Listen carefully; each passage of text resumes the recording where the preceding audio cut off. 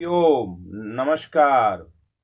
बुरा जो देखन मैं चला, बुरा न मिला कोई। जो दिल देखा आपना, हमसे बुरा न कोई। हमनी दूसरा के बुराई कमी आ कमजोरी के देखी लें।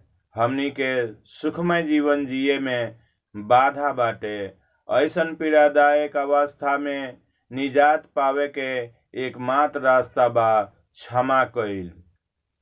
जब क्षमा भाव मनई के अंदर आ जाई तो मन के अंदर के घृणा, द्वेष, नाराजगी इत्यादि के भुला के दया, करुणा, असहिष्णुता में बदलल जा सकता।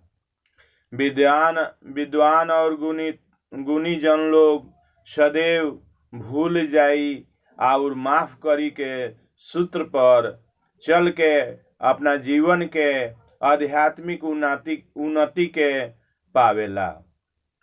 शायद ही कोई ऐसन लोग होई जे अपना जीवन काल में कभी ईर्ष्या, द्वेष, घृणा, शत्रुता, मनमुटाव, स्वार्थ इत्यादि निकृष्ट भावना से वशीभूत होके दूसरा के हानि ना पहुंचौले हुई।